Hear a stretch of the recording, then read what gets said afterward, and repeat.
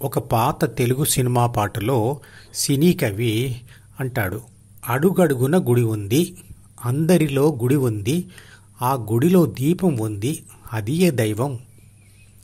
ఆ సినిమా పాట లింకును ఈ వీడియో డిస్క్రిప్షన్లో ఉంచుతున్నాను, వినండి. విశ్వంలోని అన్ని శక్తులు విశ్వశక్తి నుంచే వచ్చాయి కాబట్టి విశ్వశక్తినే కాదు, ప్రతి శక్తిని కూడా దేవుడు అనుకోవచ్చు. ఈ పాటలో దేవుడు అంటే విశ్వశక్తి మరియు గుడి అంటే విశ్వశక్తి ఉండే స్థానం లేదా పదార్థం. శక్తి అంతటా ఏదో ఒక రూపంలో ఉన్నా కూడా అది పదార్థం ద్వారానే ప్రకటితమవుతుంది. ఆధునిక విజ్ఞాన శాస్త్రం చెప్తుంది, శక్తి కనిపించే పదార్థంలోనే కాదు, శూన్యం ద్వారా కూడా అది ప్రసరిస్తూ ఉంటుంది, అంటే ప్రయాణిస్తూ ఉంటుంది అని. ఉదాహరణకు, శూన్యం నుండి ప్రసరిస్తున్న సూర్యుడి ఆకర్షణ శక్తి వల్లే భూమి సూర్యుడి చుట్టూ తిరుగుతుంది. భూమికి సూర్యుడికి మధ్యలో ఉండే శూన్యంలో కూడా ఈ ఆకర్షణ శక్తి ప్రభావం ఉంటుంది. ఈ సినీ కవి అడుగడుగున గుడి ఉంది అంటాడు, అంటే అంతటా గుడి ఉంది అని అర్థం. ప్రతి పదార్థం యొక్క పరమాణువులలో కేంద్రకం చుట్టూ తిరుగుతున్న ఎలక్ట్రాన్లలో కూడా గతిశక్తి ఉంది, అది కూడా విశ్వశక్తి యొక్క ఒక అంశయే. అణువు అడుగున వెలసిన దేవా, కను వెలుగై కనిపించరావా అని ఒక పాటలో చెప్పిన మాట యొక్క అర్థం ఇదే. ఆ పాట లింకును ఈ వీడియో డిస్క్రిప్షన్లో ఉంచుతున్నాను, వినండి. సినీ కవి అందరిలో గుడి ఉంది అంటే ప్రతి మనిషిలో కూడా గుడి ఉంది అని అంటాడు. మనిషిలో గుడి అంటే దేవుడు ఉండే స్థానం ఏది? ప్రతి మనిషిలో ఉండే హృదయ స్థానాన్ని గుడితో పోల్చాడు. ఎందుకంటే మనిషి ధ్యానం చేస్తూ చేస్తూ తన ధ్యాసను హృదయంలో స్థిరంగా నిలపడం వల్ల అతని ఆత్మ పరిమాణంలో కాక లక్షణాలతో చూస్తే తానే విశ్వశక్తి లేదా దేవుడు అని గుర్తిస్తుంది.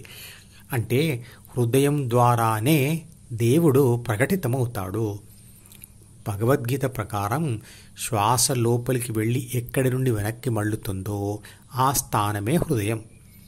శరీర నిర్మాణ శాస్త్రం అంటే అనాటమీ ప్రకారం ఆ స్థానాన్ని కరీనా ఆఫ్ ట్రేకియా అంటారు. అంటే హృదయం ఒక అవయవం కాదు, అది శ్వాసదారిలో ఒక స్థలం మాత్రమే అని అర్థమవుతుంది. మనిషిలోని ప్రతి జీవకణంలో ఏటీపీ అంటే అడినోసైన్ ట్రైఫాస్ఫేట్ అనే రసాయన పదార్థంలో ఆత్మశక్తి దాగి ఉంది. అంటే ఏటీపీని గుడి అనుకోవచ్చు మరియు ఆత్మశక్తిని దేవుడు లేదా విశ్వశక్తి అనుకోవచ్చు. సెల్ ఫోన్లో ఉపయోగించే బ్యాటరీ గుడి అయితే అందులో ఉండే విద్యుత్ శక్తిని దేవుడు అనుకోవచ్చు. గడియారంలో బ్యాటరీ ఉంది, అందులో విద్యుత్ శక్తి ఉంది కాబట్టే ఆ గడియారం ముళ్ళు తిరుగుతున్నాయి. అలాగే దేవుడనే ఒక శక్తి లోన ఉంది కాబట్టే ప్రతి మనిషి కదులుతూ అన్ని పనులు చేస్తున్నాడు అనే సింపుల్ సైన్స్ లాజిక్తో అందరూ ఆ మాట అనవచ్చు. కానీ బయట గాలిలో, నీళ్లల్లో, కదలని రాళ్లల్లో, చివరికి శూన్యంలో కూడా శక్తి ఉంది అని ఎలా నమ్మడం? అవి కదలడం లేదు కదా. అంటే ఒక ఉదాహరణ చెప్తాను. ఒక అద్దాన్ని నేల మీద పెట్టి దాని మీద 1 కిలో రాయిని నెమ్మదిగా పెట్టండి, అద్దం పగలదు. అదే రాయిని ఎత్తు మీదకి తీసుకెళ్లి అక్కడి నుండి అద్దం మీద పడేట్టుగా జార విడవండి, కింద పడుతున్న రాయి అద్దంను పగలగొడుతుంది.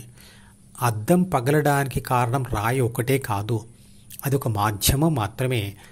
రాయి మాధ్యమంగా లోనికి వచ్చిన గతిశక్తియే అసలు కారణం. ఆ శక్తి ఎక్కడి నుంచి వచ్చింది? అది విశ్వశక్తి నుంచి వచ్చిన భూమి ఆకర్షణ శక్తి నుండి వచ్చింది. ఆ శక్తి భూమి నుండి ఉండే ఎత్తు మీద ఆధారపడి ఉంటుంది. అంటే ఎంత ఎత్తుకు తీసుకెళ్తే అంత ఎక్కువ స్థితి శక్తి అందులోకి వచ్చి చేరుతుంది. రాయిని జార విడిచినప్పుడు ఆ స్థితి శక్తి గతిశక్తిగా మారుతుంది. ఆ గతిశక్తి అద్దానికి తగిలినప్పుడు అద్దాన్ని పగలగొట్టడంలో ఖర్చు అయిపోతుంది.